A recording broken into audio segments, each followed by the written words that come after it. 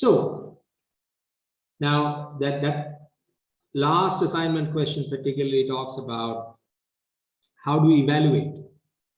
How do we evaluate our strategies? Right. Once you have chosen, let's say, a market penetration strategy or diversification strategy or particular growth strategy or whatever, right? So you have sort of, or you have sort of a list of choices that now you have to choose from, right? The list of strategies that you could possibly do. How do you evaluate them, right? That's what's being checked here. To do that, there is something called the SAF, safe criteria, right? S stands for suitability, A for acceptability, and F for feasibility. So safe is a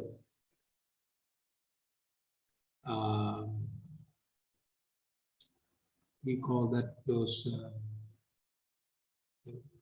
sort of put an E at the end so that you can sort of remember it as safe, right? So suitability, in terms of suitability, what we do is you ask the question, does a proposed strategy address the key opportunities and constraints, right, an organization faces? Right. So this is about, is this particular strategy really suitable given the organizational factors, right? It's not only opportunities, and because I mean it's basically about, I mean, is this strategy suitable to our strengths, for example, and weaknesses? Is it suitable to the opportunities and threats out there, right? If you decide to sort of take your product, your existing product, into a new market, a specific market, right? To India, for example. You've done your pest analysis, you've done your SWOT analysis, and now one of the strategic choices you have is to expand into India. So that's a strategy, a strategic choice. Right? Now, is that really suitable? You have to ask that question.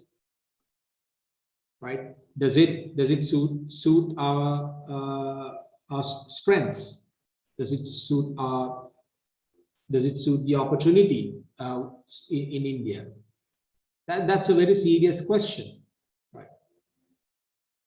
And then in terms of acceptability, you're asking, does a proposed strategy meet the expectations of the stakeholders? Right. Now, if it is a listed company, largely shareholders. Even if it is not, the owners of the company, the investors of the company, largely, I mean, is it really meeting the expectations of the stakeholders? And then there are other stakeholders. You did the stakeholder map. We discussed about it, right? The staff members,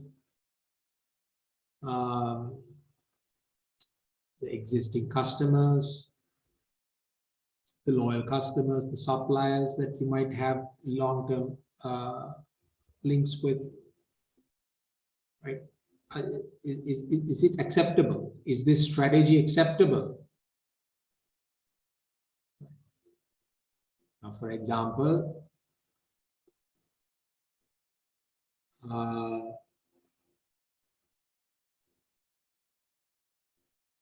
one of the strategic choices that a marketing, let's say that you're a marketing manager, right? And you want to introduce a new product into the market, and you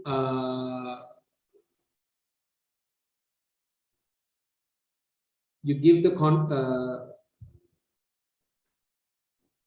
to come up with a promotional campaign, the task of coming up with a promotional campaign to a, let's say you outsource that, right? You give it to an agency. The agency develops a marketing plan, promotional plan, and comes and presents it to you. Right. And it's wow, right? It's wow. But it has maybe it's objectifying women. The advertisement is objectifying women, right? Or maybe it is giving a false value of the product. Or maybe it's playing to the emotions unethically. Now, Surangajit must be having this dilemma all the time as insurance providers, right? Yeah, yes, sir. Yes, sir. We are when we do the insurance, then even in the insurance, in the male and female, we have discounted also. So when the taken the quotation level, if if correctly not selected the gender, it will give a false value, the final outcome of the premium. I see. I mean, I'm saying that there is always a complaint that insurance companies are unethically using the emotions of people, and they're creating fear of losing family members and all of that stuff, right? So that's true. We should not advertise the negative part. We should promote the positive, so that the health, we will take care of the health. You have not to worry. So you have to enjoy it. Insurance company will take the risk. Yeah, but that is not the case. Right? That is not the case. The insurance company can never take care of the person's health, right? All the insurance company can do is, when you fall sick, just pay the cost of it. There is no replacement. Exactly. but I mean, let's not sort of get too deviated from this. I think you understand the point here, right? Let's say that the campaign comes up with something like a really interesting and nice and catchy campaign. It's a strategy, right? Okay, this is the strategy that we are going to do. This is how we're going to position this, right? But then you as the manager will have to ask the question: does this proposed strategy meet the expectations of the stakeholders? Now, does it meet the expectations of the board, the owners of the company? Is this what they expect of the company's brand? And then you might even want to ask, is this what is expected from us by our customers, by our consumers? Maybe our customers are thinking about our brand as a very ethical, very professional, very sort of fair, right, non-discriminatory, trustworthy brand. Maybe that is what is expected from us, right? But all of a sudden, if you run a campaign, or if you start positioning your product with a different strategy, then that is not acceptable.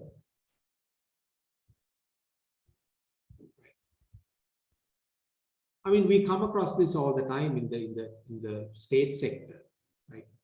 Privatizations and acquisitions and sort of mergers and private-public partnerships. We see a lot of issues with trade unions and associations and all that. Right? What are the expectations of the stakeholders, and how do you manage those expectations of the stakeholders? Just because you have a strategy just because a team of people, smart people, gather around the table and they do the pestle analysis and the SWOT analysis, and then they come up with list of things to do and say, this is how we are going to do it. That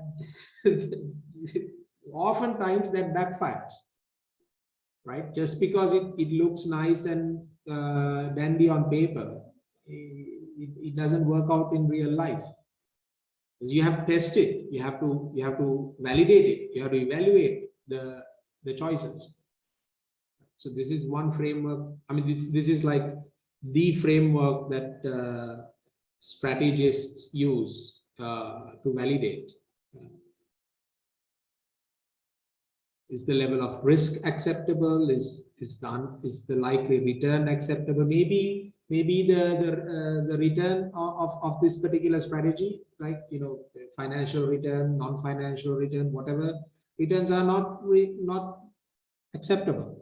Maybe they are not you know, good enough. Will stakeholders accept the strategy? Yeah. And the third one is feasibility. Right. Okay, fine. It may be suitable. It may be acceptable, but it might not be feasible. It might not be practical. Right. Can we really practice this? Does it have the investment that we need to do this? Do people and their skills within the organization enough? Do we have the skills and the resources to carry out whatever the strategy, right? Can the required resources be obtained and integrated? So these are the feasibility questions.